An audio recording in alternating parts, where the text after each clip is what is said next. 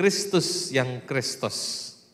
Saya percaya Tuhan atau Allah kita memakai bahasa untuk menyampaikan kehendak-Nya. Kita tahu di dalam perjanjian lama ditulis dalam bahasa Ibrani. Bahasa Ibrani penuh dengan mistik. Kalau kita mempelajari setiap huruf itu punya arti. Tetapi perjanjian baru ditulis dalam bahasa Yunani atau bahasa Greka.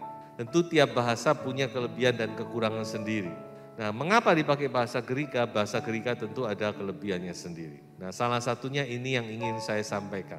Kristus yang Kristus. Nah, secara kasat mata sudah lihat cuma beda satu huruf.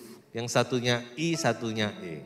Jadi mau diingat lebih gampang ini. Tapi punya pengertian yang berbeda. Kristus yang pertama yaitu Yesus Kristus. Kristus yang kita juga pakai kata Kristus. Tapi Kristus yang kedua itu pengertiannya bukan Kristus tapi ada sesuatu. Dan inilah yang akan kita buka bersama. Mari saya mulai dengan sebuah ayat. Di dalam 1 Petrus 2 ayat 2, kamu telah mengecap kebaikan Tuhan. Mazmur 34 ayat 9, kecaplah dan lihatlah betapa baiknya Tuhan itu. Berbahagialah orang yang berlindung padanya. Kata baik itu dalam bahasa Greka dipakai kata Kristos. Cuma beda satu huruf saja dengan Kristus. Saya rasa ini tidak kebetulan. Sebab itu kalau kita ngomong Tuhan Yesus Kristus, ingat dengan Kristus ini yang artinya adalah baik. Petrus berkata, kamu sudah mengecap kebaikan Tuhan. Amin.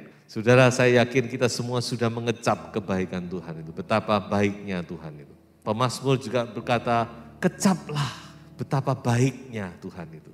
Saya rasa kalau kita sudah merasakan sesuatu yang manis, yang enak, pasti kita tidak akan lupa manis, enak, baik itu. Nah, mari kita mau melihat lebih dalam lagi tentang pengertian kata Kristus. Jadi pengertian yang pertama sudah saya sampaikan tadi artinya baik, kindness dalam bahasa Inggris. Baik, kebaikan. Ada beberapa pengertian lain untuk mendukung kata ini yaitu kata good, baik, setiap waktu. Makanya ada lagu, dia baik setiap waktu. Nah ini saudara, inilah Tuhan kita, setiap waktu itu baik. Pengertian lain adalah useful, profitable, suitable, yang artinya cocok, berguna, bermanfaat. Dan pengertian yang ketiga artinya adalah to furnish what is needed. Tuhan itu menyediakan, menyiapkan segala yang kita butuhkan. Jadi saudara, itulah Tuhan kita, Allah yang kita sembah. Tuhan Yesus Kristus itu, dia adalah Kristus. Dia adalah Tuhan yang baik, Yesus yang baik. Makanya kalau lain kali sudah mengerti kata Kristus ini, sudah ingat. Dikatakan Tuhan Yesus Kristus. Ingat bahwa dia itu baik. Dia itu Kristus. Haleluya. Nah mari sekarang saya mau ngajak saudara untuk melihat beberapa ayat di mana kata Kristus ini dipakai. Walaupun memang terjemahannya ada banyak macam. Yang pertama di dalam Lukas pasal 6 ayat 35. Tetapi kamu kasihilah musuhmu dan berbuatlah baik kepada mereka. Dan pinjamkan dengan tidak mengharapkan balasan, maka upahmu akan besar dan kamu akan menjadi anak-anak Allah yang maha tinggi. Sebab ia baik terhadap orang-orang yang tidak tahu berterima kasih dan terhadap orang-orang jahat. Ini yang dikatakan oleh Tuhan kita tentang Bapa. Bagaimana Bapa itu Bapa yang baik. Ayat yang paralel di kitab Matius atau di Injil Matius, dia berkata kebaikan Bapa itu dinyatakan dia memberikan matahari kepada orang yang baik juga kepada orang yang jahat. Dia menurunkan hujan kepada orang yang baik juga kepada orang yang jahat dikatakan. Jadi inilah Tuhan kita, ya Bapak kita. Dia sudah memberi contoh terlebih dahulu tentang kebaikannya terhadap orang-orang yang tidak tahu berterima kasih. Sebagian besar manusia tidak tahu berterima kasih kepada Allah. Tapi Allah tetap memberikan yang terbaik. Makanya dia katakan, kalau kita ini anak-anak Allah, kita harus juga berbuat demikian. Maka upah kita akan besar di sorga. Perhatikan saudara, apa yang Tuhan katakan ini. Buatlah demikian, upahmu akan besar. Kalau kita mau mendapat upah yang besar, perhatikan ayat ini. Ini yang pertama, bahwa Bapak kita yang kita sembah, yang kita kenal di dalam nama Tuhan Yesus Kristus adalah Bapak yang Kristus. Dia Bapak yang baik. Baik, sekarang kita maju lagi ke satu ayat dalam Matius 11 ayat 30. Tuhan Yesus berkata, sebab kuk yang kupasang itu enak. Nah, sekarang kita mengerti ya. Kata enak di sini dipakai kata Kristus. Dan bebanku pun ringan. Perhatikan ini saudara. Tuhan berkata di ayat sebelumnya, pikul kuku. Lalu di ayat ini dikatakan sebab kuku ini Kristus. Kata Kristus di sini mempunyai pengertian yang kedua tadi, yaitu cocok, fit, pas. Dan itu sangat cocok sekali dengan keadaan sesungguhnya. Kita tahu kuk itu ditaruh di atas pundak dari kerbau yang membajak. 2 kerbau yang membajak, di atasnya ada kuk. Dan kuk itu tidak sembarangan. Jadi kuk itu harus dicocokkan dengan bentuk daripada pundaknya sapi itu. Jadi orang yang membuat kuk itu dia membuat model dulu, dia bentuk dulu sesuai dengan keadaan pundak daripada si sapi ini. Supaya apa? Supaya tidak menyakiti. Ketika dia membajak, dia taruh kuk itu pas kuknya. Sehingga dia bisa membajak dengan baik. Nah ini loh yang Tuhan katakan di ayat ini sebenarnya. Kuku ini cocok, pas. Makanya kalau kita dalam Tuhan itu saudara-saudara, semuanya itu pas. Nah ini saudara-saudara, kuknya Tuhan itu pas. Apa kuknya Tuhan? Ya sudah bisa artikan sendiri. Pasangan hidup mungkin, posisi mungkin, apapun juga tugas-tugas. Tuhan tuh naruh itu pas. Hanya kita aja yang seringkali tidak bisa mencocokkan diri kita, padahal Tuhan sudah mencocokkan sedemikian rupa, kuk itu sudah dibuat sedemikian rupa, pas, fit untuk kita. Slim fit katanya saudara-saudara. Ini tidak sembarangan, saya sangat yakin ini. Nah, makanya mari kita lebih dewasa lagi dalam menghadapi segala sesuatu. Pas, orang-orang yang Tuhan taruh pas. Nah kita maju lagi ayat berikutnya. Di dalam Roma 2 ayat 4. Maukah engkau menganggap sepi kekayaan kemurahannya, kesabarannya dan kelapangan hatinya? Tidakkah engkau tahu bahwa maksud kemurahan Allah ialah menuntun engkau kepada pertobatan? Kata kemurahan dalam bahasa aslinya dipakai kata Kristus. Maukah engkau menganggap sepi kekayaan Kristusnya? Tidak tahukah engkau bahwa maksud Kristus dari Allah ialah menuntun engkau kepada pertobatan? Kalau saudara lihat, jadi kalau kita membaca firman Tuhan kita harus lihat konteks daripada ayat ini ya. Kalau sudah membaca di kitab Roma, konteks daripada ayat ini, Allah sedang berbicara kepada orang dunia, kepada manusia pada umumnya, bukan orang Kristen ini. Jadi Allah berbicara secara umum. Tadi sudah kita lihat bahwa Tuhan itu baik, Bapak itu Bapak yang baik. Dia memberi hujan, dia memberi matahari, dia memberi air, dia memberi udara, semua secara gratis. Dan kepada semua orang. Tetapi kita harus mengerti bahwa maksudnya apa? Maksudnya supaya itu manusia itu sadar, bertobat, menuntun manusia kepada pertobatan. Kalau sudah baca di kitab Wahyu, air tercemar, udara tercemar, hutan habis, nggak tahu jadi apa bumi ini. Kalau sudah begitu. Karena apa? Karena tidak menyadari, tidak bertobat. Tuhan baik, kebaikan Tuhan dianggap take it for granted, seolah-olah sudah seharusnya demikian. No. Makanya saya kadang-kadang kalau bangun pagi, saya cuci muka, saya memegang air, saya bersyukur. Aduh Tuhan itu baik ya. Terutama kita yang tinggal di Kota Malang ini, benar-benar beruntung. Saudara. Masih punya air yang jernih. Banyak kebaikan Tuhan. Jadi kita harus sadar. Jadi maksud kebaikan Tuhan itu supaya manusia bertobat. Roma 11 ayat 22. Sebab itu perhatikanlah kemurahan Allah dan juga kekerasannya. yaitu kekerasan atas orang-orang yang telah jatuh, tetapi atas kamu kemurahannya, yaitu jika kamu tetap dalam kemurahannya, jika tidak, kamu pun akan dipotong juga. Nah, kalau ayat ini konteksnya sudah lain. Konteksnya adalah untuk orang percaya yang non-Yahudi. Jadi saudara, di ayat-ayat sebelumnya Paulus sedang berbicara tentang orang Yahudi. Paulus berkata orang Yahudi itu seperti tunas yang asli dari pokok zaitun yang benar-benar bernas, yang benar-benar subur. Tapi karena mereka tidak percaya, mereka dipotong.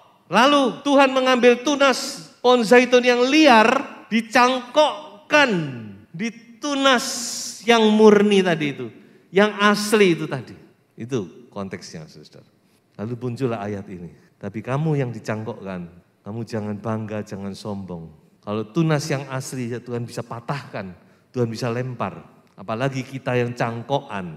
Ya, kalau kita tidak takut akan Tuhan, tidak hormat kepada Tuhan, kita lupa kepada kemurahannya, satu saat Tuhan juga patahkan dan kita akan dibuang juga. Makanya ayat ini memang mengerikan, keras. Tapi Paulus memang tidak pernah ngomong itu, tidak pernah pakai tedeng aling-aling, takut kita tersinggung, tidak pernah dia. Dia ngomong apa adanya. Paulus berkata, perhatikan loh, jangan main-main. Jangan anggap karena Tuhan itu baik, Tuhan itu Kristus, maka kita bisa seenaknya. Tuhan itu Kristus, dia baik, kind. Tapi dia juga severe dalam bahasa Inggris. Dia juga keras.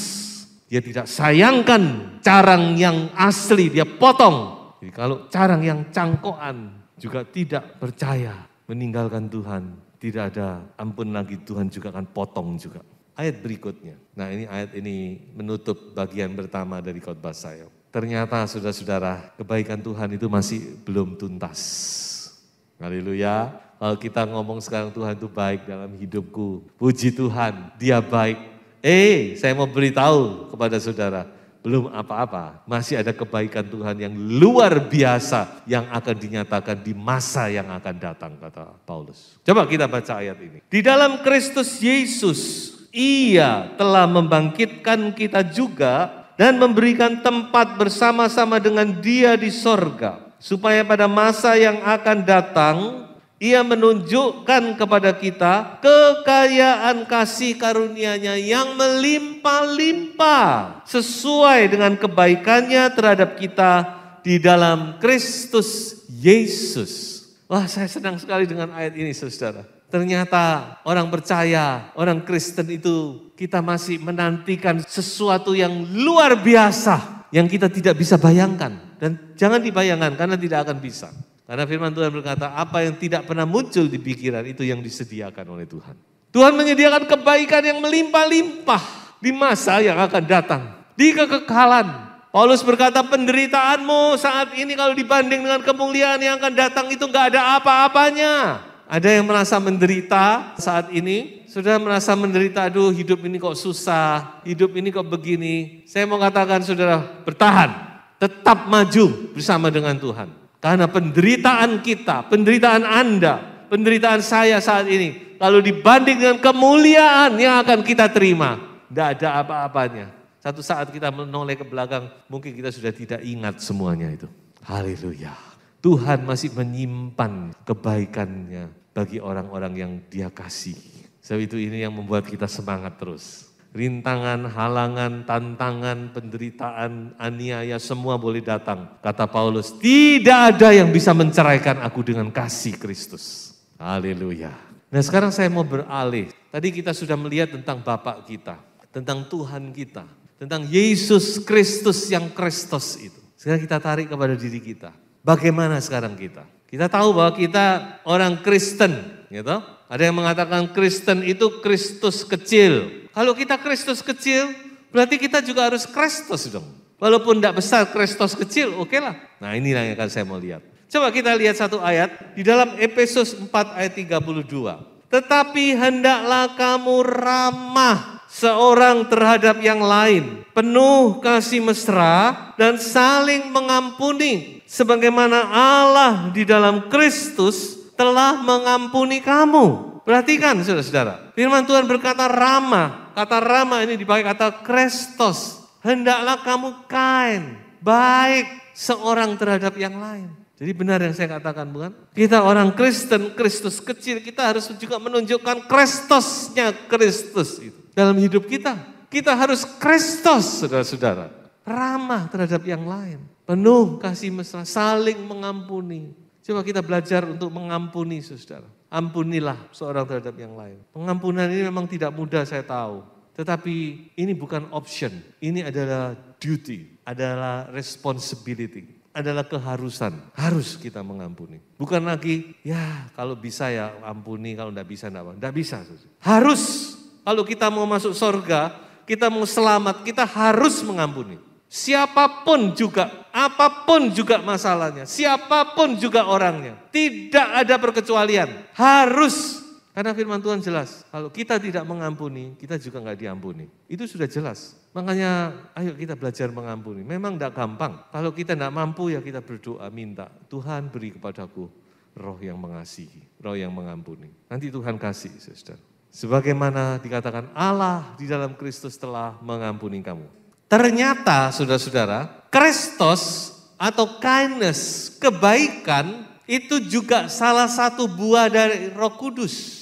Nah, sekarang kita maju ya pengertian kita ya. Bahwa ternyata dalam buah Roh Kudus yang ada 9 ini, salah satunya adalah Kristos yang diterjemahkan di sini sebagai kata kemurahan. Tapi itu Kristos bahasa aslinya. Sebab itu saya mau coba untuk menjabarkan Kristos ini dalam kehidupan kita sehari-hari. Kira-kira Kristos itu wujudnya apa dalam hidup kita sehari-hari antar sesama manusia? Yang pertama, Kristos itu tentu namanya orang baik, suka menolong.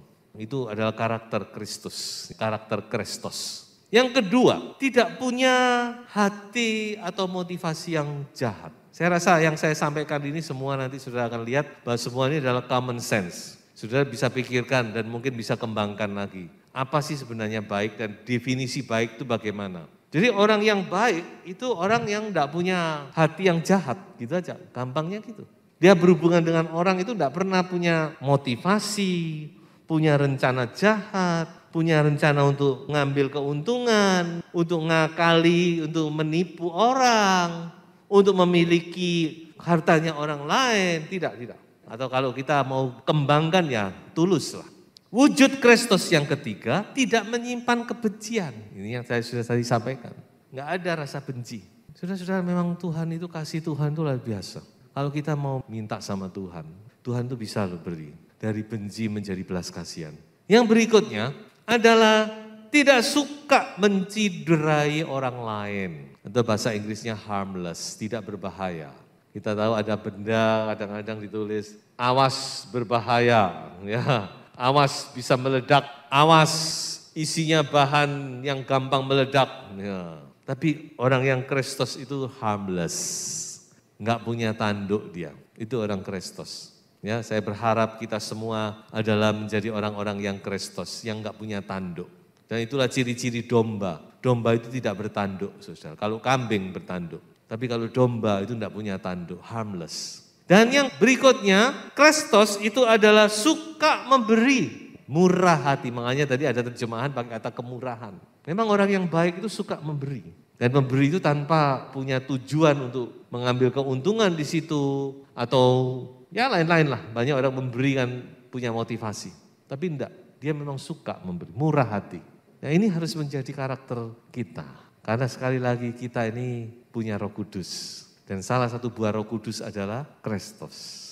Dan kita juga punya Tuhan yang Kristus. Sebab itu biarlah kita juga menjadi anak-anak Tuhan yang Kristus. Yang bisa mewujudkan Kristus itu dalam hidup kita. Saya akan akhiri dengan 2 ayat ini, saudara. Di dalam Galatia pasal 3 ayat 27 dikatakan demikian. Karena kamu semua yang dibaptis dalam Kristus telah mengenakan Kristus. Perhatikan ini. Kita yang sudah dibaptis. Dibaptis itu kan kita dimasukkan ke dalam Kristus, bukan? Baptized into Christ. Kita dibaptis ke dalam Kristus. Makanya dipakai Paulus berkata, kamu dibaptis ke dalam Kristus. Maka kamu dilingkupi oleh Kristus. Kamu mengenakan Kristus seperti jubah. Kita mengenakan Kristus. Kemudian di ayat lain, Kolose 3 ayat 12, Paulus berkata, karena itu sebagai orang-orang pilihan Allah yang dikuduskan dan dikasihinya, kenakanlah kemurahan yang artinya Kristus. Sudah bisa melihat koneksinya, saudara-saudara. Di ayat yang satu, Paulus berkata, kenakan Kristus. Di ayat yang lain, Paulus berkata, kenakan Kristus. Apa yang bisa kita simpulkan? Kita yang sudah mengenakan Kristus, hendaknya kita juga mengenakan Kristus.